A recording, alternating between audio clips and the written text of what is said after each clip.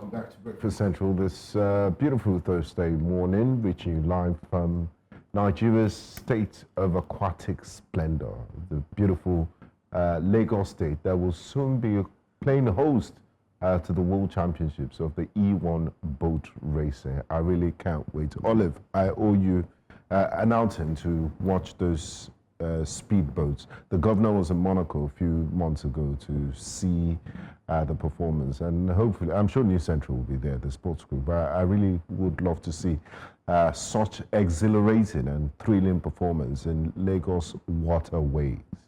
I see. But that's not our discussion for now. Let's get into the newspaper headlines, and join us to do that is one of the foremost newspaper analysts I've ever encountered personally, Mr. Sesan Okunade. Thank you so much for joining us. Good morning, Benga. Good morning, Olive, and good morning to all our viewers across the globe. A very bright, shining Wednesday morning. When Benga told me Thursday, I was looking at my calendar. Well, I guess it's already close to the end of the week. Benga is fast forwarding the clock, yes. And I'm with you on that. Okay, you're welcome. Happy to have you. Thank you. Let's start with the Punch newspaper, if I'm not mistaken. Yes, the Punch. Wike's camp convention. Wow. Wike's camp demands ignite fresh PDP feud. It's almost like when the PDP is finally looking like solving its issues, another works is thrown into the spanner.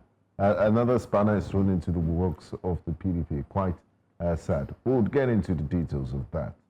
And customs intercept firearms, 4,841 ammunition in Southwest. That's a big hole. National Assembly cautions WAEC on planned CBT rollouts. Cautioning them and saying, look, we're having issues with JAM, and the ones you did are not foolproof. So are you really sure you can do the CBT exams, CBT-based exams? 3 Lagos laborers found dead in makeshift apartment. That's a really terrible one.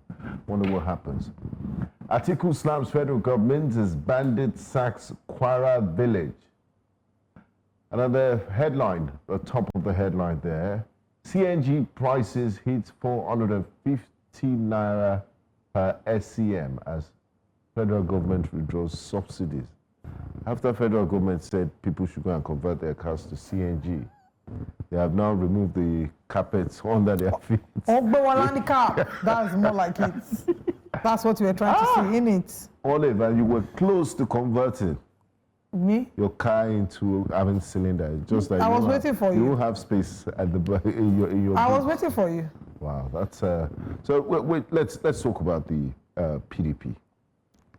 Just to mention that this CNG, troubles. Sometime in May, it was 380 from 230. Now, 450, and very soon 600. Very soon will be the same price as petrol. What shall it profit a man to have cylinder? After using how many millions to thousands to convert? Yeah, well, being on the CNG of a thing, I think government day by day tends to widen the gap of distrust from the citizen. I remember when one of my friends was like, "Sesan, what are you waiting for now? My cars, I've converted them to CNG.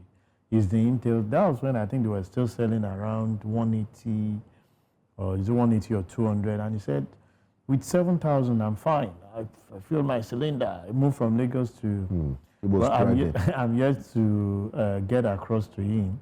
Although environmental-wise, I learned is environmental friendly, but situation where I was not of, I didn't hear that information that even the gas was actually being subsidized.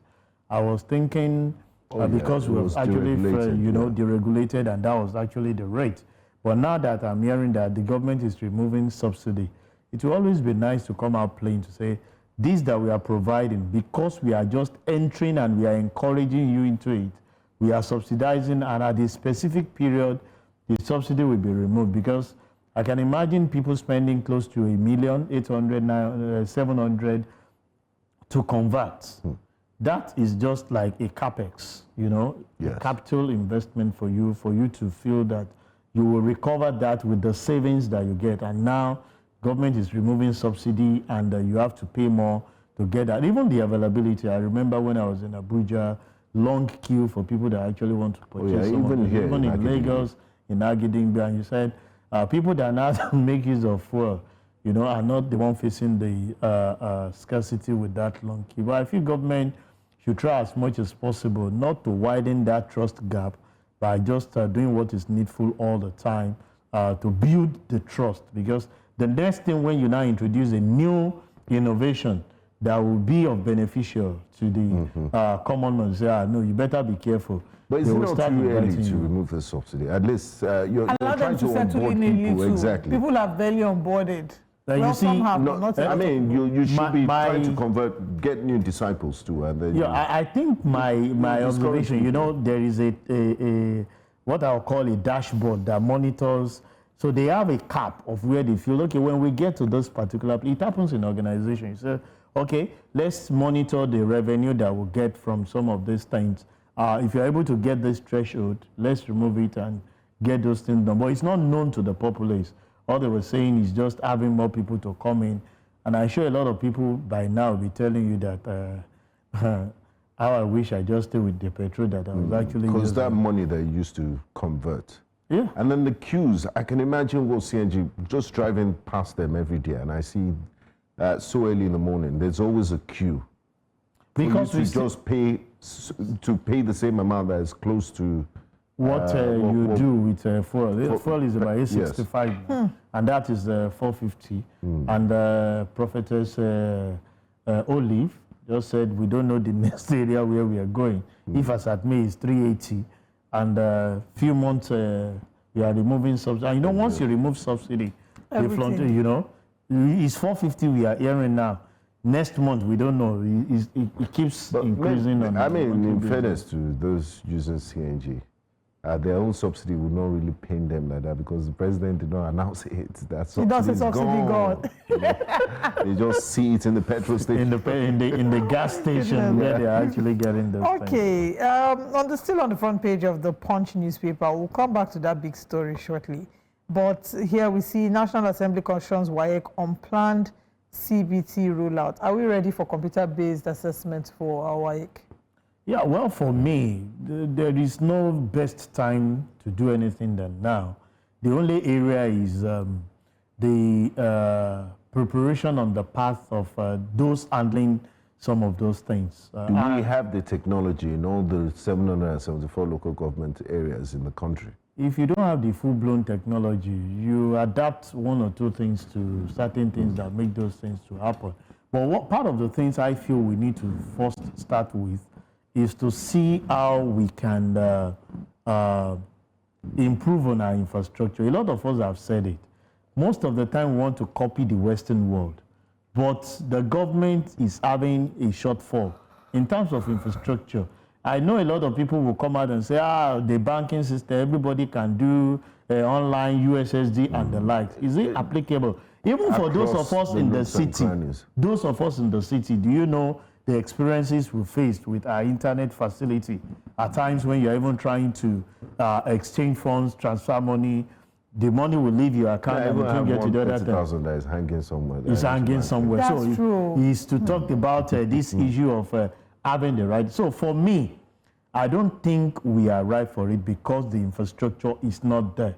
But we are behind schedule when we are comparing ourselves to the global space because that is what is obtainable out there where everybody uses technology to drive what. In fact, a lot of people are actually having their education. It's back to those days when our forefathers had these correspondent courses overseas. Then they were actually writing and posting. But now you can see that the comfort of your home to actually carry out the test. Some of these tests and exams for some of those areas. But the infrastructure we lack, that I can tell you. CBT.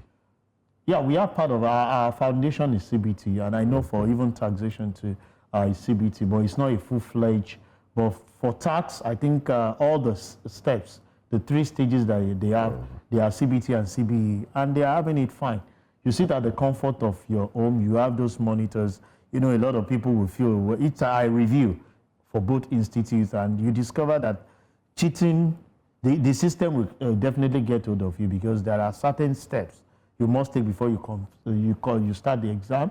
By having 360 coverage of what is happening. Oh, your camera, you need a camera. You need a camera. You have to be on the system. No, you carry you can use your phone to be checking. So when you have that 360, you have a coverage of the area, and the system already captured what should be. So you are ready for the exam. So when you have an external stuff around you, even people, you've seen instances, some people will be whispering. They are not talking, or they are trying to pass paper. So the system captures to say there is a foreign something coming up, and we just penalize you for it. So it's achievable with technology. Yeah. You know, when they first saw the idea, I was part of the IT committee, and I was like, this cannot work in Nigeria. Now what are we saying? Find a way. But when I started seeing the review, and I'm like, wow. So you just do your own, we just flag it and ask you to come defend. We do a Zoom meeting to like replay what happened and with ask evidence you. And receipts. Those evidence are there now. It gives you a snapshot, and there is a recording of other activity, and people will just say and with that, you know, you are just being disqualified from having your result for that exam. All right. Alhaji Mohammed is calling from Port Harcourt. Good morning. Thank you for calling. Please go ahead. My name is Alhaji Mohammed Ndaba from Port Harcourt. Yes, thank you for calling. Well, I think the compressed natural gas conversion by petrol vehicle to CNG was a good intention, but unfortunately, this is a situation whereby we remove the subsidy because we want to save cost of governance and so on and so forth, and we produce the CNG gases. But unfortunately, it is going to be the situation of the LPG gas, where it was being sold for 200 and something naira to 300 and 400 as it were, where people were advised to save costs from firewood and the normal kerosene and go to the gas, LPG gas. Only for people to move from the gas and the kerosene and the firewood to the LPG gas, only for the price to increase by 7 times. And this is what we are seeing in the CNG. I think what the government ought to have done is, because it's a clear case of misplacement of priority, where you choose to stop one and introduce another subsidy in disguise. And people that are in this situation is the major transportation of goods and services and people. You can imagine a situation whereby you transport your goods from Lagos to Kano for 350,000 in the past, and now you're paying almost 2 million. What the priority of the government to be is to look at those transportation costs, to reduce the transportation of goods and services by making sure the big trucks are having this compressed natural gas like Vanguard to save costs, just like the luxurious buses. Then they will now put a regulator and say anybody traveling by CNG bus from Lagos to Abuja, SYD will pay social amount, based on the fact that they are receiving incentive and so on. Then secondly, then you will not talk about the transportation of goods and services. If you are bringing a bag of gari to Lagos, from Makurdi to Lagos, CNG truck, this is what you will charge, and this is what the seller will do. But the government have a vision where they have already made a direct importation of goods with a waiver. Unfortunately, the prices of those promo and those consumables remain as what it were, and the prices are reduced by 50% because the government gave them that window. And nobody is coming out to fight for the people. They keep on blaming government, and why the people are also complacent. So I think our also to be patriotic as the people, so that we can also support the government. Who are the government? It is the people. The other people are doing the right thing. You on the ground, you are making 300 to 400% interest. So I want to order us to look inward, please. Thank you very much. Thank you very much. Thank you. Oh, so many things he said. I don't even know where we should start from. But let's see if we can still touch a few more papers. He's spoken extensively about CNG and the way in which the government has handled this. But I want us to talk a little, and you've spoken about CBT. Let's talk about 2025 revenue targets. The president says the target has been met and that there's no more borrowing from local banks. I'll clap if you want to clap now. Kudos to the government for meeting their target 8 months down the drain, as against what should have happened for 12 years. But the question we are placing before them is, you've actually squeezed Nigerians in getting your targets achieved. What are they getting back in return?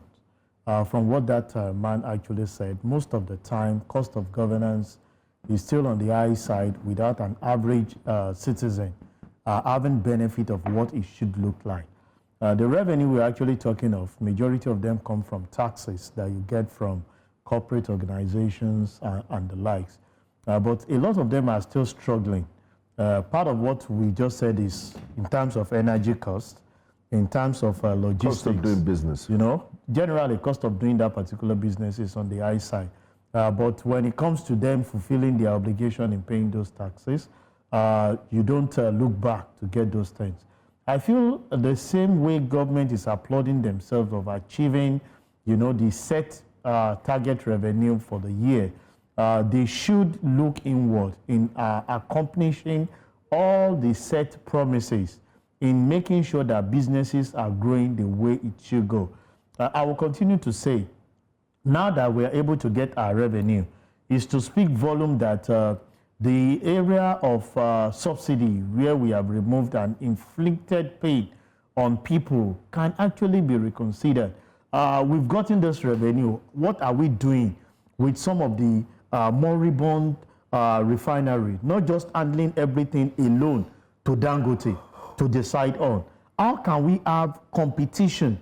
Because what we observe is that when we compete on a particular thing, it on its own forces down the price of some of those things, and government will answer but the on some DG of those of things. NNPC has said, the MD rather, MDCO says we need billions of dollars to fix those refineries, to make them competitive and functional. I had a discussion yesterday, and I will continue to say this.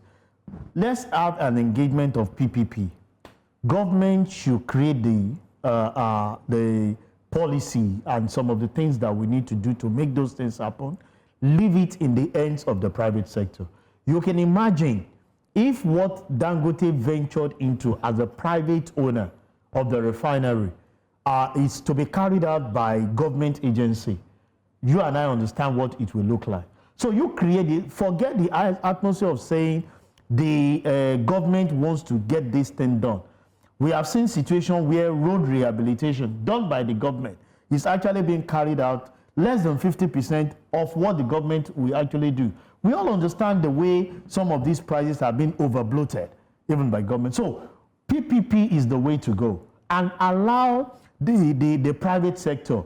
Will Dangote or the likes of the big businessmen want to shortchange themselves without actually giving those value? The same billions, if Dangote can do it, what is stopping government from doing it? So if you can't achieve it, yield those things to private individuals that understand the dynamics of business and how to carry out that thing and give value to us. I keep saying it, when you have supply, you know, outweighing demand, what you get is crash in prices of some of those things. Remember when we first started these telecoms, it was pretty difficult for people to make use of phone.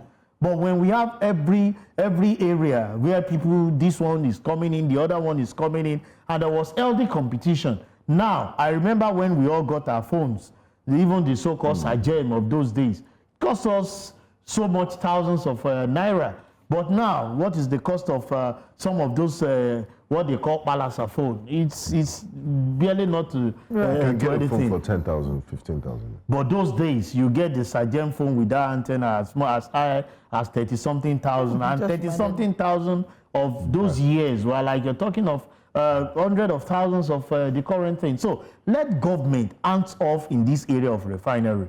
Invite private sector to see how best they can engage in bringing up, even if Dangote will still have idea in buying to what he has in existence. Let the private people venture into it and see the deliverables you can have. Enough of government telling us they need billions and trillions of naira to resuscitate that. If Dangote can do it, we have other individuals that can venture into it and do the same and make sure that our refinery are actually doing what is expected to do.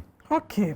When you mentioned Sajem, I wanted to ask you, what is Sajem? I don't know what that is. That was the phone we first started. Of course I know Sajem. She's only used to She's used to iPhone and of course I know. That was the first brand. Sajem, Siemens. Yes, Sajem, Siemens, Motorola, Nokia 3310. Those are the things I can even remember the ringtones. Those phones are now in the museum. Interestingly, people still have them. I can still remember the rock with me, talk to me ringtone. Anyway, let's go to the Vanguard newspaper. On the front page of the Vanguard National Convention, PDP draws battle line with Wike's camp. Oof, the battle line has been drawn. No peace for the wicked. In this case, the wicked might be PDP because they don't seem to have peace. Yes, and it's, I mean, when you think they are done with their battles, even after the exit of political heavyweights, they're still having issues. But now look at the riders here. It says Wike's camp cites court orders, demands fresh congresses in Anambra, Ebonyi, Southeast, warns against microzoning of presidential ticket and others. You can't hold party to ransom, PDP fires back. There's Wike, Otom, Fayose, Ikpazu, Ugwuanyi, others to form faction. Muhammad Fintiri, Wabara, Damagum talk tough. Is Bass Boos.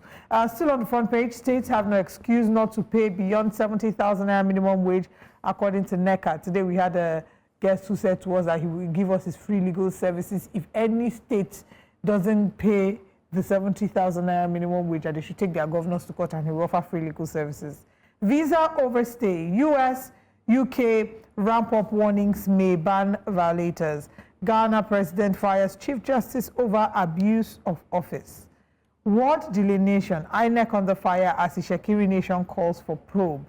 And then we can see we've met our revenue target, no longer borrowing from domestic banks, Tinubu says.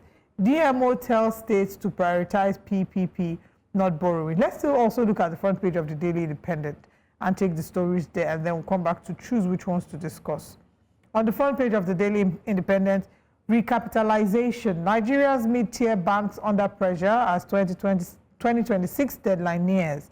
Tinubu has abandoned North Central to bloodshed, Atiku says. CVR, Akwa Ibom, Kano, Sokoto lead INEC in-person registration. Tinubu reverses recent appointments, reinstates DG NTA. I saw that in.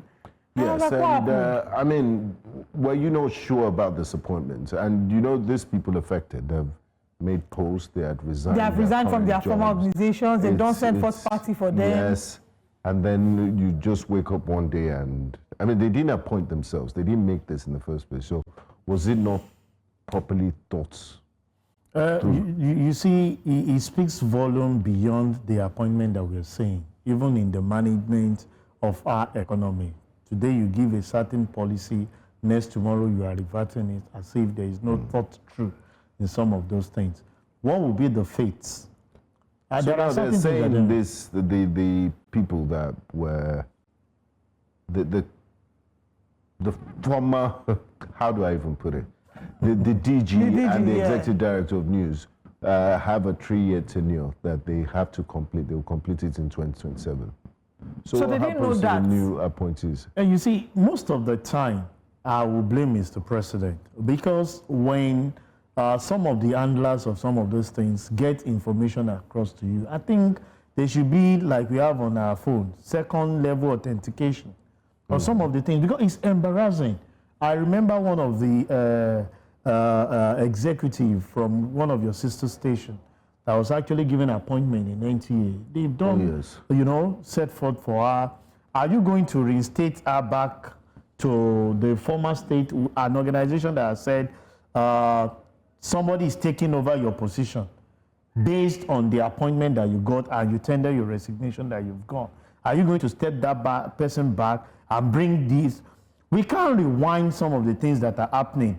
And I feel it's exposing the government, sincerely speaking, that there is no thought through, not only in appointment, but even in the area of policy formation that we have. The CNG we just spoke about this morning is still the same thing. Why are you, galvanizing people? It's coming up gradually. You know, you just galvanize people to get into a particular thing, and months or, within the shortest possible time, you are throwing them off their feet that they cannot actually get some of those. And some of them have started work. They've changed LinkedIn profile. It's, I mean, it's very. It's published in national dailies. It's a thing of celebration.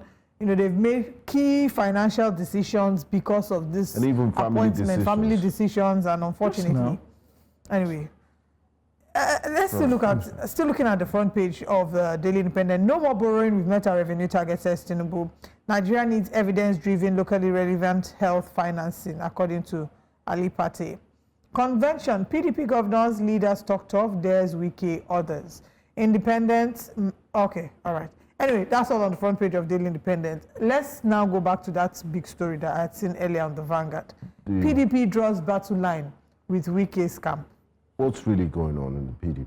Yeah, well, like we keep saying, is their internal crisis and... internal crisis or crisis that is caused by one person? Well, okay, it's whether still an one, internal it's an internal buzz. Everybody is drawing line. I remember we are addressing this issue that the exit of Atiku should bring calmness. And I remember one of the leaders of that party, Chief Bode George, telling us that we will see the new transformation PDP after the exit of Atiku and the likes. But I'm just looking at the way the man that they caused the confusion is, will be looking at them that I think I can justify my exit from those parties because it seems not to have understanding of what they have within And this themselves. is the same party they want to bring Peter Obi and former President Jonathan to. Yeah, anything can. The politician can mingle their but the party, they are having serious disagreements. Even something as basic as, okay, we're going to have a convention here.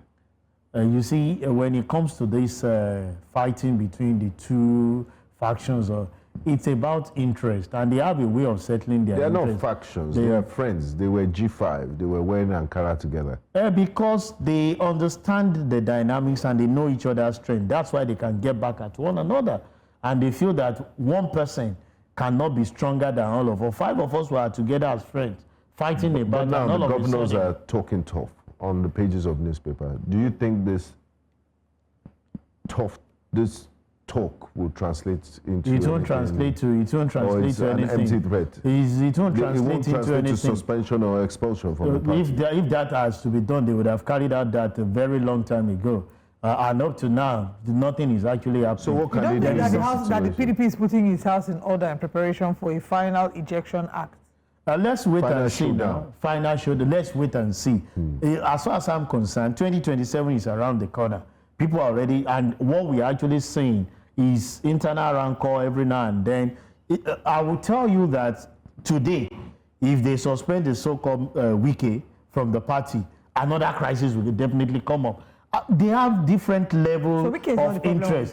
Well, I don't know. I'm not a PDP member. But from what we are reading on the face of the paper, they keep attacking. It seems it's Wike that is the problem. But one thing we know is that before now, they were actually complaining of Atiku. And we thought that was the major problem. Now Atiku is out of the card from what we are reading in the public space. Now it's Wike. So tomorrow Wike will leave. You'll hear another name coming up to say this is the way we want to do it. I think the major objective of that political party, coming up to objectively start as opposition to criticize this administration, is not being achieved. But when the House themselves cannot even put their thoughts together, how do you want to galvanize to criticize? 11th hour. I mean, next year is penultimate year to election. So, and we have, there's almost no political party that is really stable and, doing the work of opposition. There's one. What does this portend for our democracy? Politicians understand their language. Is it a reflection of who we are as a people? It's a reflection of who the politicians are. It's about interest and not about the people they claim that they want to serve. And they know themselves better. It's just like when you are comparing two people. If you are fighting this battle, how do you even want to fix the country? If you are even when they come in, the fighting will continue. Because if this other party has successfully, galvanized its way to be at the center, to contest and act as opposition, the other party will be giving you, body eats to you can't have your way. And until our politicians come out of this idea of their personal, interest as against the interest of the people you claim you want to serve. This current administration, you have given commitment of actually giving a better life to people. One of the promises that I will always remind Mr. President while he was doing his campaign, he said one word. And up till now, I've not seen any change. He said, Elofokobale, Amagbe. We have not been anything wale. What that connotes is that whatever hardship we were facing during the last administration, especially in terms of petroleum product and the likes, that they are going to crash it. As we speak, we are not crashing anything. I mean, CNG is going up. It's going the other way. Everything that seems to be what an average individual citizen can benefit and enjoy are no longer bearable. Is it electricity? He was saying that the price of new yam is now 1,500 and 2,000 naira. Old yam, that yam has come down. The yam used to be 9,000 in Calabar, but now it has come down. And then he talked about rice, the bag of rice like 50,000 to 60,000. And look at fuel. Fuel was over 1,000 naira, but now fuel is 860. The question I will ask that person, who actually raised the bar to that level? God bless you. It's just you coming up to say, this is where I'm going to come. Do you know that a lot of people are actually saying that, Sesan, can you assist us beg government? Even if this fuel comes to like 450, 500, we will thank them that they've done something well. I don't see that ever people are even saying that. But you can imagine you moving from 180 or less than 200 naira to 1,200, and people are now saying, can we even have it at 500? What happened that you took it to about 1,200, 1,300? Subsidy gone. Subsidy. You made those things happen at that point in time. We were buying bag of rice not too long for 7,500. But the general consensus is the removal of subsidy is better for us. Right? But what is the cushion effect for an average citizen to have better life? You have increased salary. The 70,000 that you're saying, like they keep saying, even when you have given enough resources to the state, some states can't still fulfill that obligation of meeting up that 70,000. And nothing is happening. Some states are actually paying more. Of course, I've seen states that have increased to like 90, 100, but there are very few. You can unpick them. That actually, but what are we doing to those states that despite giving more funds based on subsidy removal to relieve and alleviate the problem of the people, nothing is still being done. They are just having their free day. These are areas that we must address. Government must be intentional. If indeed, and that's why this crisis of all these political parties is not for the people. Do you think it's not for the people? We're focusing too much on the central government and letting governors literally get away with money? Well, I've said that severally, Benga, that a lot of people don't even know the budget of their state. Neither do they have understanding of what the local government budget looks like to ask questions. Because if you go on social media, everything seems to lie on Mr. President's desk. Because the anglers of Mr. President are not redirecting those energy to the state. Point it. A lot of us will come and say, hold your state accountable. We've been made to understand that the revenue or the allocation that they are sharing to state government has kind of tripled. But we've seen, the state government eat back. That the deregulation or the unification of the currency has actually put a lot of pressure on them. That the value that they're actually getting, commensurate to what it used to be in that past, it has actually equated, that they have not gotten any increment. It's just increment in terms of the amount, but in terms of value, yes, it has not actually added up to anything. But that's why I would give credit to some governors. Maybe you talked about governor of Lagos, this guy in Enugu. You have some states that their citizens are actually given, a plus mark to some of the infrastructure they are actually building and actually investing in. But I can tell you that they are not up to 1/3 of the state that are actually doing something. A lot of people will tell you Lagos infrastructure still leaves a lot to be desired. Maybe in a few areas where they feel that they are actually working. The area where I will concentrate more, maybe in terms of security. Okay. Maybe in terms of security, or at least we have RRS supporting the Nigerian police. We have the neighborhood watch, I think my own area is if an environment is secured, I feel we have more opportunity for you to galvanize your businesses and grow the economy. In our earlier conversations today, wake-up conversations, we did talk about the commissioner, Mr. Tokunbo, saying celebrities should not encourage miscreants giving them money. And we've seen a proliferation of car park attendants, area boys, miscreants. They will just start harassing. I'm sure if you go for social events, you've witnessed them. Down, regular. It's a regular thing. So, but I mean, it's a security concern that they could be used to foment trouble, and there are also cases of bag snatching and extortion, what have you. What lasting solutions could you prefer for the government? Because the government has put it back to us and said we're the ones that are giving them money and encouraging. We are the one encouraging them. When you look at your own safety, wouldn't you rather give out something to someone and get yourself protected? When Lagos State started this idea... But that's an anomaly. They shouldn't be there in the first place. Yeah, well, when Lagos State started this park of a thing, I was thinking they will have an understanding of the people in that particular area. Is it last park? And convert some of these guys in that area to now have maybe one or two of them that will assist. Because go to every area where parties are happening.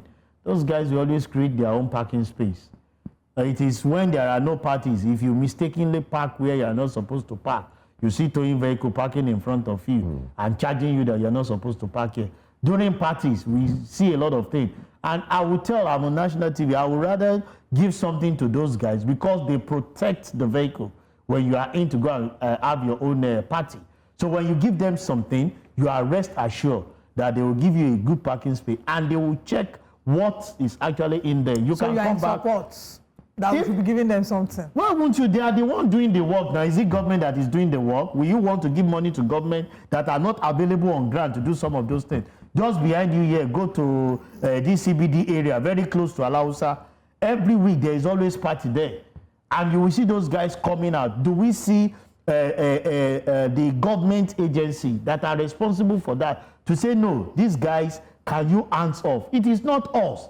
If we see the legitimate set of people that we know that we have to pay those things to, we will pay. It is the people that are available that you are paying those things to. These are the guys that will tell you that park your vehicle here. Nothing will happen and nothing will happen. Their work job. Now where you do work, you go. Now person go chop now, and those guys just wait maybe till Saturday when there will be Owambe in those areas, or Thursdays when some people will have they know all the event centers. They even know the IV more than you now. You know all the event centers. You are calling all the sports. You are showing us your real. Because we the run things now. And the way they hail, You know, hailing is a skill too, Benga. Let's head out of the studio, but not before we hail you, our virtual audience. Thank you for always sticking with us, for watching the show. I also like to hail you, Olive, the woman king. Big. Baby Kale. We'll see you tomorrow. Thank you for joining us. Have a wonderful rest of the day. Bye-bye.